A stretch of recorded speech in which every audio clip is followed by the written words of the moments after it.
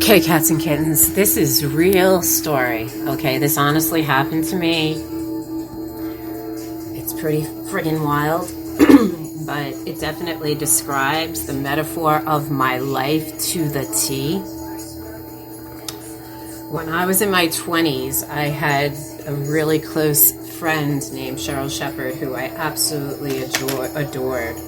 And she and her husband, Wes, at the time were taking the family. They had 4 kids together down to see, I believe it was her family reunion, but it might have been his family reunion. And of course, being as close as we were, they invited me, which I totally adored. I loved being down there. I loved meeting all the family. I loved that whole Southern hospitality. And it was really super groovy. I don't think it was Virginia. I think it was... No, it was Virginia.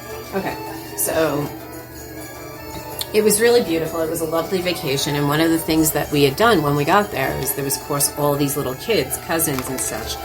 We went to a local petting zoo, and I thought that that was really fun and groovy, and we went in, and in the back they had all these goats that the kids could pet and feed, and they had cats and kittens and dogs you could adopt, and there was reptiles, and there was frogs and turtles, all this like really good stuff, right?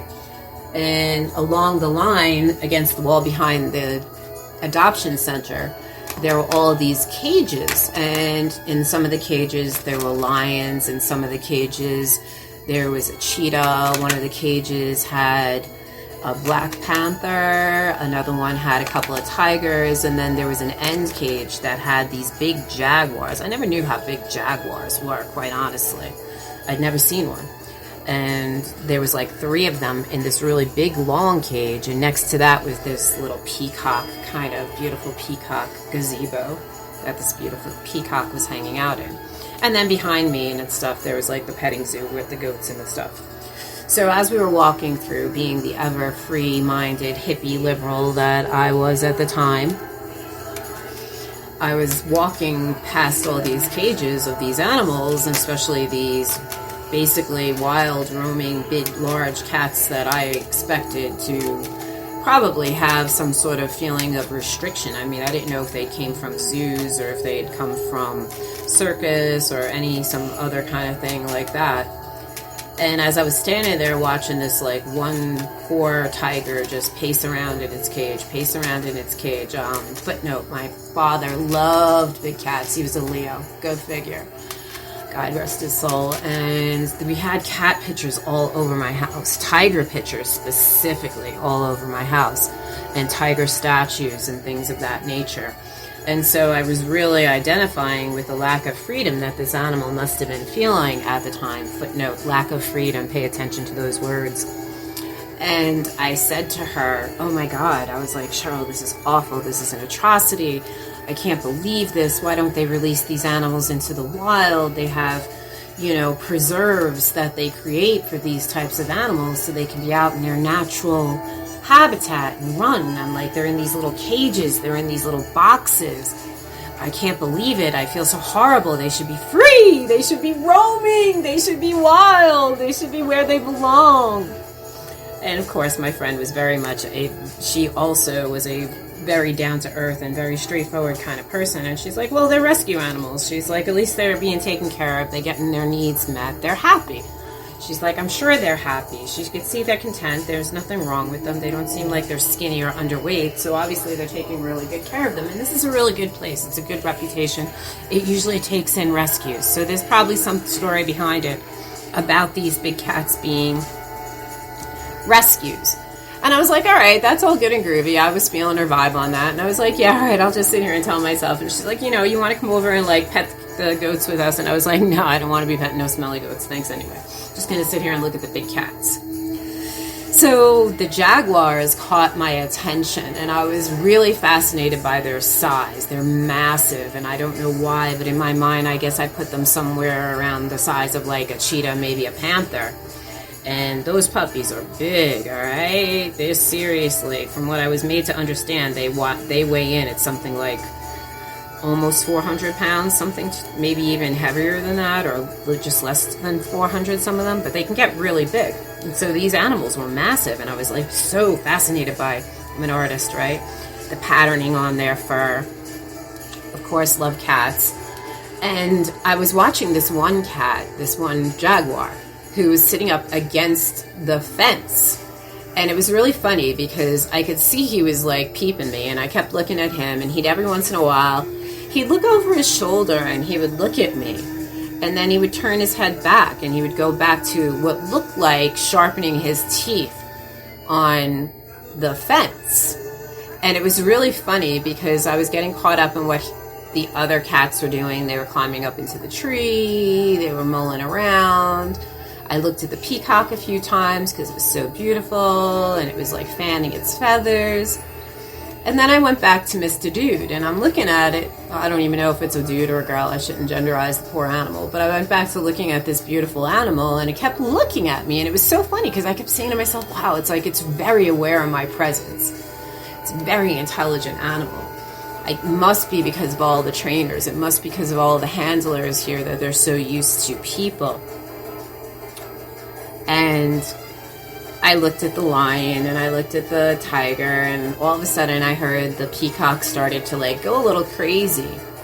And I noticed that the jaguar was really working that fence, and the peacock started getting crazier and crazier and crazier.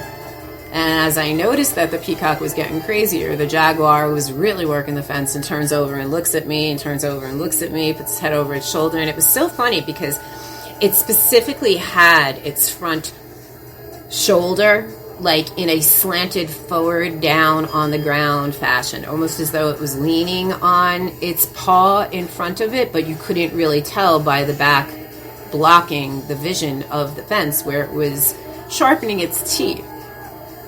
So I just kept looking at it, thinking it was interesting, watching the peacock go a little bit nuts, but not really paying too much attention to that. I looked up at the tree and the jaguar in the tree, and it jumped down. And when it jumped down, I heard the peacock go crazy, and as I looked over at the peacock, guess who was missing? I watched this jaguar actually eat its way out of the cage, and it started to walk around the peacock gazebo, which is why it was going crazy nuts. And lie to you not, cats and kittens, that jaguar started walking right towards me because the gazebo was only maybe 3 or 4 feet away. And it was so funny because I stood there and I watched it walk up to me, and it was about maybe 3 feet away, and it stopped and it just looked at me in the same fashion that it was looking at me when it was biting the cage over its shoulder. So I felt like at this point, me and this jaguar, we were kind of simpatico. Like, I was digging where he was coming from. I was understanding that need to be free. I totally caught his vibe, or her vibe, its vibe, their vibe. And so I looked at it, it looked at me, and I just turned very, very slowly, and I strolled back into the petting center.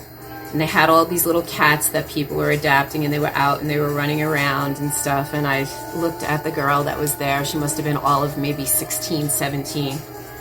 And I said to her, oh, you know, one of your cats is out of the cage. And she's like, one of the cats? She's like, that's okay. I was like, no, you know, one of the cats outside is out of the cage. And she's like, outside? I was like, yeah, you know, one of the big cats. And she's like, one of the big cats got out of the cage! One of the big cats got out of the cage! Oh my god, oh my god! She started flipping out, and I was like, I think you should probably react a little bit slowly, but you might want to go tell somebody. And she was like, yeah. And she ran up front, and before you know it, as she was doing this, my friend actually had come in with the kids, and they were now starting to pet the kittens, and she had her video camera there, and she was just taking video of the kids. It shows you how throwback it is, petting the kittens. And all of a sudden, all of these people start going out with, like, you know, these cattle prods and those sticks with the, like, rope on it so that they could pull the jaguar buddy back into its cage. And as I'm standing there and there's all this hoopla and they're making the announcement, everybody out of the petting zoo now, please, everybody, out of the petting zoo now, please, everybody. And all of these guys are running past me with these long poles and these, you know, you know, I don't even know what these devices are called, but you know what they look like. They got the pole with the noose at it, so they can just pull the cat back in a gentle fashion. So I knew the animal wasn't going to get hurt. And as this is going on, my friend turns around and looks at me and goes, "Did you really watch that cat eat its way out of the cage?" And I was like, "Yeah, I did." She's like, "And it came towards you?" I was like, "Yeah, it was walking right towards me." And then something dawned on me that, like, maybe I should probably tell somebody. You know, goats are probably good eating. Kids might get scared. She's like, "Oh." She's like, "So they should be free, right? Wild free, right?" And I was like, "Yeah." She's like, "Until they're walking towards you, right?"